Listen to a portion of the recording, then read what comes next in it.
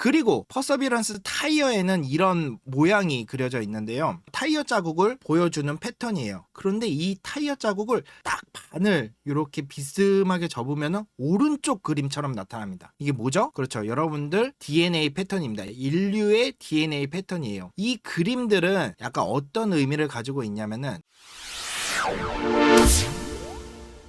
안녕하세요. 인사할 시간만 있습니다. 항성의 우주 속으로의 항성입니다. 금년 10월 유로파를 탐사하기 위한 탐사선 유로파 클리퍼가 발사될 예정입니다. 유로파 클리퍼는 발사 후에 약 5년이 넘는 기간 동안 이동을 해서 2030년도경에 유로파에 도착을 하면 이후 거의 4년 동안 유로파를 탐사하는 임무를 수행을 할 예정인데요. 이 임무에 지금 보시는 것처럼 유로파 볼트라고 하는 우주로 보내는 메시지가 함께 보내진다고 합니다. 그럼 이 유로파 볼트에는 어떤 메시지가 담겨 있는지, 그리고 과거부터 현재까지 우리 인류가 우주로 보낸 메시지는 어떤 것들이 있는지 오늘 한번 함께 알아보도록 하겠습니다. 그리고 추가로 신호가 끊겼던, 작년 11월이었죠. 23년 11월에 신호가 끊겼던 보이저 1호에서 메시지가 다시 도착을 했다고 하는데 그 내용도 함께 알아보도록 하겠습니다.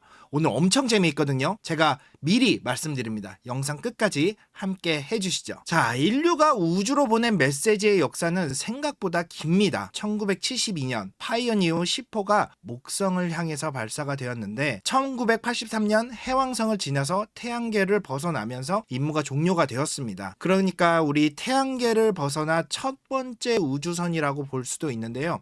여기 파이어니어 10호에도 우주로 보내는 메시지가 처음 담겨 있습니다. 저기 오른쪽 저 안쪽에 금속판 보이시죠? 저 금속판을 확대해서 보면은 이렇게 보입니다. 칼 세이건의 제안으로 외계 생명체를 향한 메시지를 담아서 인간의 모습하고 태양계 그리고 파이어니어 10호의 이동 경로를 아래쪽에 그려놨습니다. 이렇게 파이어니어 금속판이 우주로 보낸 최초의 메시지였고요. 그 다음부터는 어떤 우주 탐사의 임무, 심우주 탐사를 위한 임무가 수행이 될 때마다 이렇게 우주로 보내는 메시지를 나사는 지속적으로 보내고 있었습니다. 그 다음으로 가장 유명한 게 있죠? 네, 맞습니다. 바로 보이저호에 실린 골든디스크입니다. 지금 보고 계시는 사진은 골든디스크의 모습이고 이 표면에 어떤 것들이 새겨져 있는지를 나타내는 모습입니다. 이 골든디스크의 표면을 자세히 확대해서 보면은 이 골든디스크 표면에는 이 골든디스크를 어떻게 재생을 하는지 거기에 대한 설명이 자세히 나타나 있거든요. 음성은 어떤 식으로 재생을 하는지,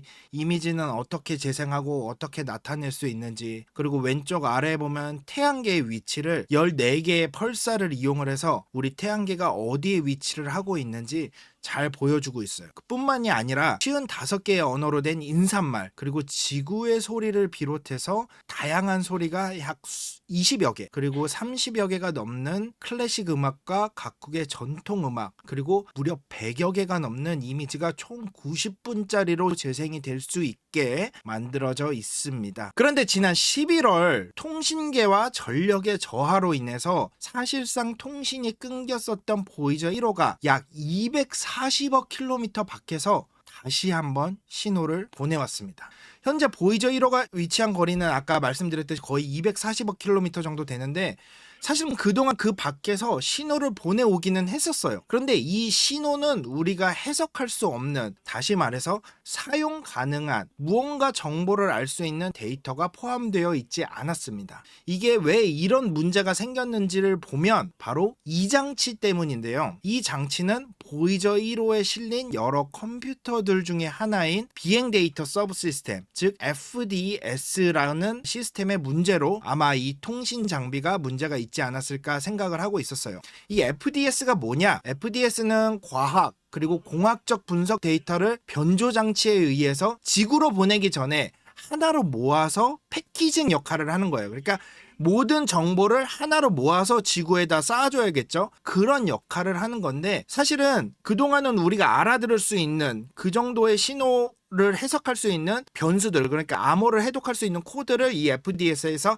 함께 보내줬었어요. 그런데 달 탐사나 제임스 웹 우주망원경 신호를 받는 심우주 네트워크 엔지니어가 그동안 알아들을 수 없었던 이 신호, 그러니까 이 FDS에서 오는 신호를 해독하는 데 성공을 했고 이 FDS를 분석할 수 있는 값이 들어가 있는 것을 알게 되었습니다. 그러면 이거를 분석을 하게 되면은 원래 통신이 가능했을 때 그때 문제가 발생하기 이전의 값과 지금의 값을 이렇게 비교를 해서 어떤 문제가 찾을 수 있는지 알게 될 수 있을 것으로 기대를 하고 있죠.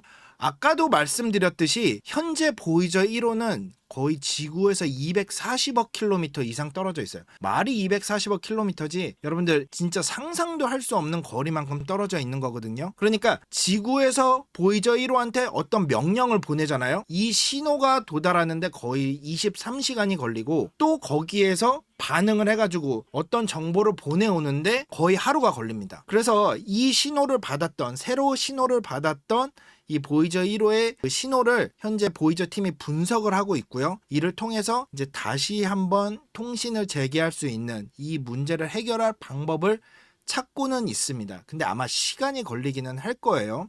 왜냐면은 여러 가지 신호 그다음에 테스트들을 해야 되는데 아까도 말씀드렸듯이 신호가 가고 오고 하는데 꼬박 이틀이 걸립니다. 그냥 바로 반응을 한다고 할지라도. 그래도 보이저 1호가 이렇게 계속 신호를 보내고 있다는 것만으로도 저는 인류의 우주 탐사 범위가 점점 늘어가는 거잖아요. 그래서 정말 기대가 큽니다. 너무 기특하지 않습니까? 1979년도에 발사가 되었던 이 보이저 1호가 계속 뭔가를 신호를 보내고 지금도 활동을 하고 있다는 게 너무 기특하기도 하고 앞으로의 우주 탐사에 새로운 소식, 태양계를 벗어났을 때 그때의 모습들 실질적으로 관측을 하고 있는 거잖아요.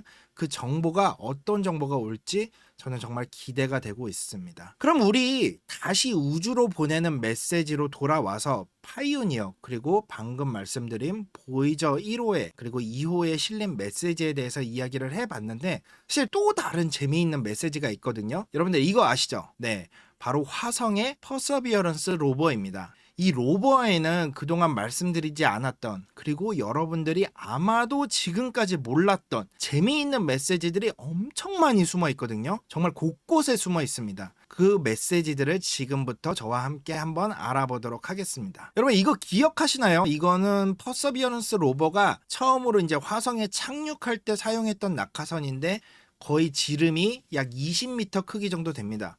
그런데 가만히 보시면 이 빨간색으로 무슨 문양처럼 있는 게 보이실 거예요. 이게 그냥 문양을 넣은 게 아니고 어떤 메시지를 담고 있는데 이 메시지는 이런 의미를 담고 있습니다. 가장 안쪽에서부터 바이너리 코드 그러니까 이진법으로 They're mighty things 이런 문구가 안쪽에 검은 선을 기준으로 안쪽에 이렇게 새겨져 있거든요. 이게 해석하자면은 감히 이 엄청난 일을 이라는 정도의 뜻이 되겠는데 이 Dear Mighty Things라는 말 자체는 예전에 티어도로 루즈벨트의 연설에 나오는 아주 유명한 문구라고 합니다. 그리고 가장 바깥쪽에 34, 11, 58N 그 다음에 118, 10, 31W 뭐 이런 식으로 좌표가 새겨져 있죠. 이거는 이 퍼서비언스 로버를 만든 JPL의 좌표가 이렇게 낙하산에 새겨져 있습니다.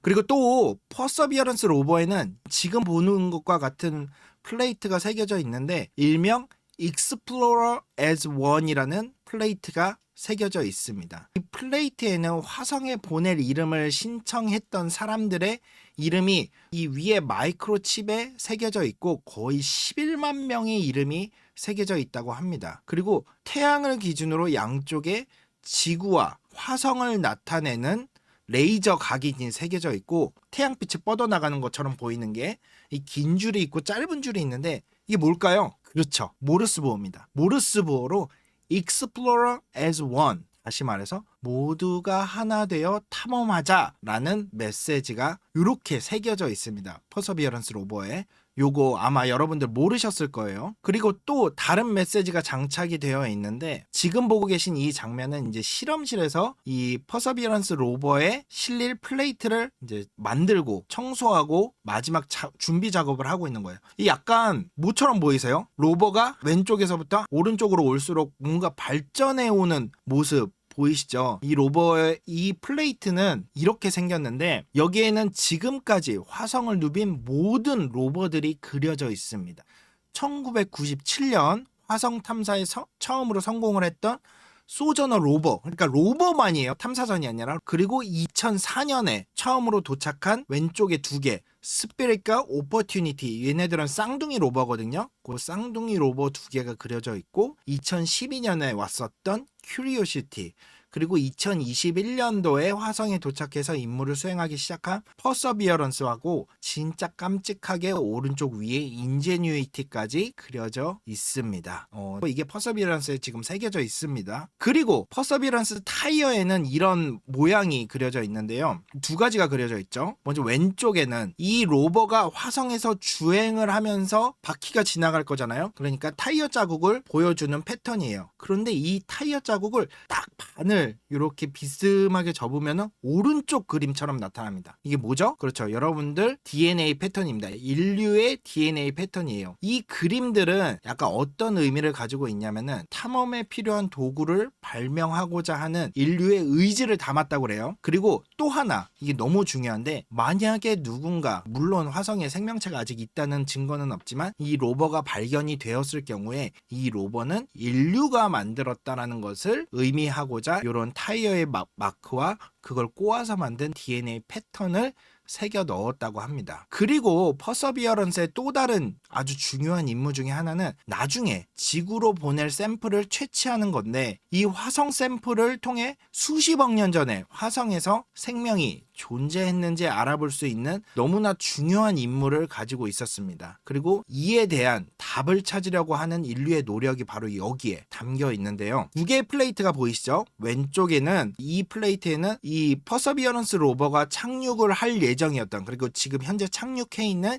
예제로 크레이터의 일부의 모습이 이렇게 선으로 새겨져 있는 거예요. 그리고 중간에는 빠져 있죠. 그 중간에 빠져 있는 모습이 오른쪽 플레이트에 새겨져 있습니다. 이 오른쪽 플레이트는 현재 미국 파사데냐에 있는 JPL 연구소에 보관 중이라고 합니다. 나중에 화성 샘플이 이렇게 돌아오면 이 2개가 하나가 되면서 미래에 완성될 과학적 퍼즐을 의미한다라는 뜻으로 이렇게 플레이트를 만들어서 심어 놓았다고 합니다. 그리고 이 로버 아래쪽에 플레이트 보이시나요? 여러분들 잘 안 보이실 텐데 요겁니다. 요거 약간 무슨 뱀 모양처럼 돼 있는 것처럼 보이기도 하고, 요 플레이트가 하나 있는데 이게 무슨 의미인지 여러분들 잘 모르시겠죠? 이 플레이트를 확대를 하면 이런 모양이 나타나게 되는데 이거 무슨 의미인지 혹시 짐작하시겠어요? 여러분들 잘 모르시겠죠? 이 퍼서비어런스 로버는 2020년도에 발사가 되었는데 그때 뭐가 있었죠? 그렇죠. 코비드-19, 코로나가 대유행 절정에 달했을 때 모두가 막 격리를 하고 재택근무하고 이런 시절이었잖아요. 그럼에도 불구하고 그때 퍼서비어런스가 발사가 되었어요. 그 당시에 JPL과 케네디 우주센터에서 진짜 발사 준비를 마치고 발사를 했는데, 이 전 세계적으로 발생을 했던 팬데믹이라는 엄청나게 어려운 환경 속에서 이 로버와 우주선을 화성으로 향하는 7개월의 여정에 대비하기 위해서 요 마크를 심었다고 합니다. 아마 저 뱀 여러분들 보신 적 있을 거예요. 저희 안될과학을 자주 보시는 분들이라면은 아마도 저 뱀이 무엇을 의미하는지는 잘 알고 계실 텐데, 이집트에서 저는 나온 것 같거든요. 이집트에 나오는 그 파괴의 신이라고 해야 되나? 공포의 신, 약간 뱀으로 형상화된 아포피스를 상징을 한 것 같거든요.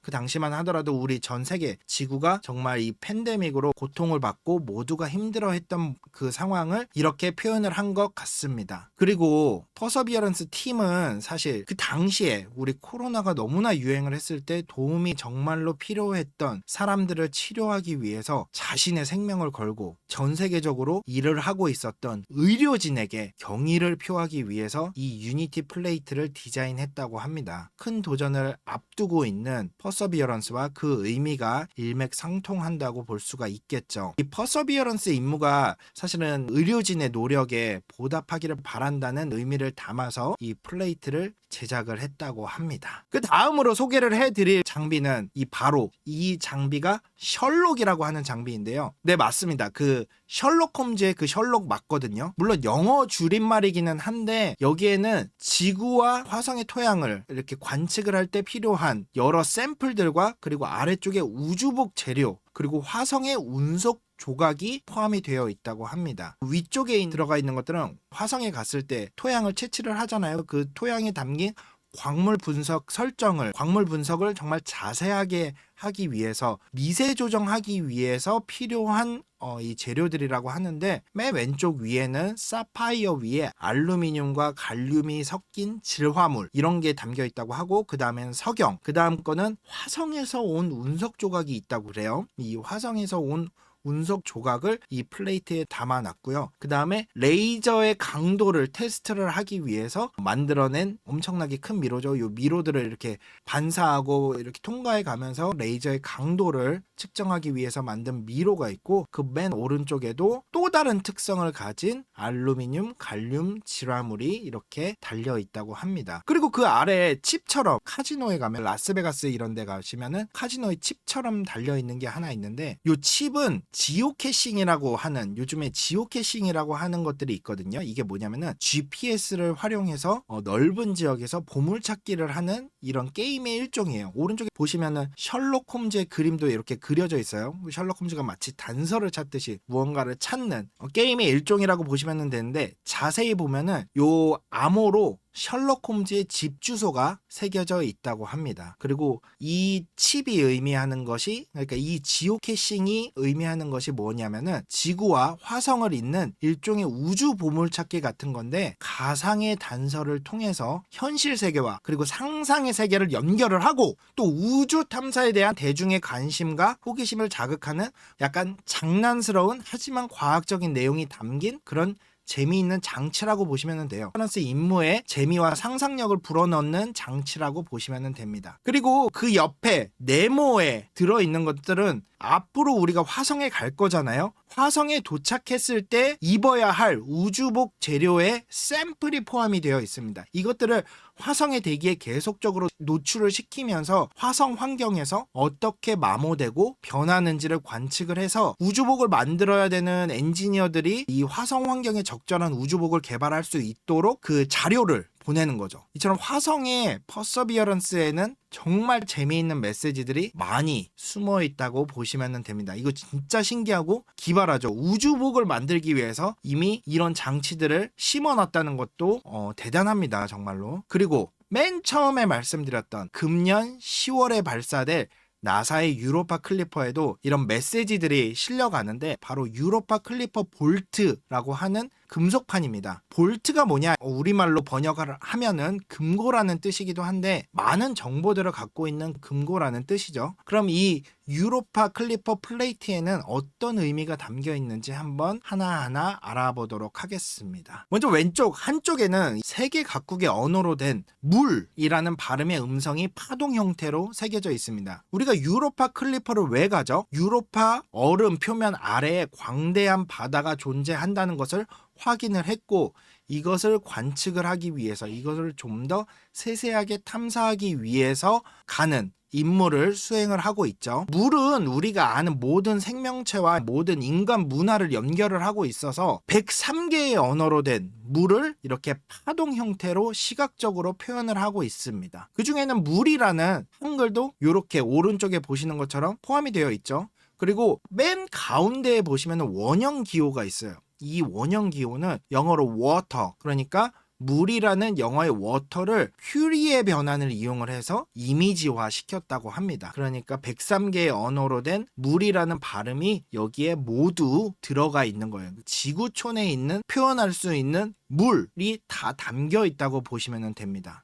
그리고 그 뒤쪽에 윗면에는 이런 게 새겨져 있는데, 여러분들 이거 알아보시는 분들 계실까요? 아마도 알아보는 분들도 계실 텐데, 맞습니다. 이게 뭐냐? 드레이크 방정식이죠. 그런데 손글씨 같지 않아요? 이거는 프랭크 드레이크 박사가 직접 자신이 쓴 드레이크 방정식을 그 필체 그대로 여기다가 새겨 넣은 거예요. 이렇게 드레이크 방정식이 맨 위에 쓰여져 있고요. 밑에 물병 모양은 예전에 이렇게 제가 소개해 드린 적이 있었는데, 병 속에 이름이 새겨져서 들어가는 마이크로칩으로 여러분들의 이름, 많은 분들 이거 하셨을 텐데, 이름이 저 병 속에 담겨서 마이크로칩으로 들어갈 예정입니다. 이거는 지금 보이는 주위는 태양계가 아니라 이 가운데 목성이 있고 갈릴레오 위성을 주위에 이렇게 표현을 한 거예요. 그러니까 이건 태양계라기보다는 목성이 가운데 있고, 이 목성의 위성들을 표현을 한 것이라고 보시면 됩니다. 그리고 마지막으로는 미국의 시인 로리에트 에이타 리몬의 손글씨로 직접 쓴 물과 그리고 우주 탐사에 관한 시가 이렇게 오른쪽에 새겨져 있고요. 왜냐하면 우리가 유로파를 상징을 하는 게 뭐죠? 물이기 때문에, 그 바다이기 때문에 거기에 대한 물에 대한 소중함과 탐사, 이런 뜻이 담겨져 있는 시가 여기에 새겨져 있고요. 그 다음에 왼쪽에 인자하신 할아버지 한 분 계시죠? 이 인자하신 할아버지는 누구냐 하면은 론 그릴리라고 하시는 분입니다. 이 분은 누구냐 하면은 행성과학 분야의 창시자라고 해도 거의 과언이 아닐 정도로 아주 유명하신 분이에요. 아폴로 우주인들이 달 탐사를 하는데 그 이론적인 기반도 마련하셨고요. 태양계의 여러 지형들의 유사점하고 차이점을 연구를 하는데 기틀도 마련을 하셨습니다. 그리고 이번 유로파 클리퍼 임무의 토대를 쌓으셨다고 해도 과언이 아닌, 그리고 이분의 제자들이 지금 현재 유로파 클리퍼 미션의 여러 사이언티스트로 지금 소속이 되어 있어요. 그렇게 너무나 유명한, 그리고 행성 탐사 연구에서 너무나 큰 업적을 남긴 론 그릴리의 초상화, 직접 그분이 사인을 한 서명이 이렇게 들어가 있고요. 그 다음에 그 사이에 보면은 이렇게 막 줄과 파동처럼 되어 있는 게 있는데, 이거 뭐 같으세요? 이 그림은 뭐냐면은 물 분자 이런 것들을 관측을 할 때 이제 신호를 사용을 하잖아요. 그 주파수 영역을 표현을 한다고 보시면 됩니다. 저 우주 배경이 상대적으로, 우주 배경 복사가 상대적으로 조용하고, 그 다음에 물이 잘 검출이 될 수 있는 주파수, 특정 주파수가 있는데 그 주파수를 표현한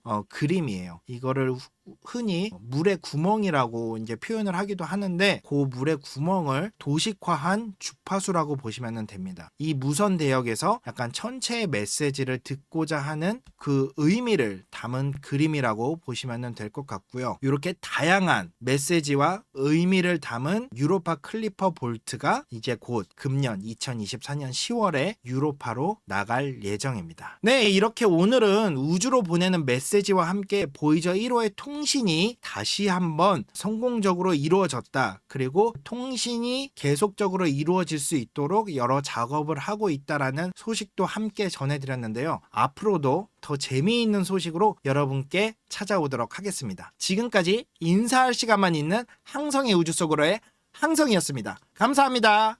안녕.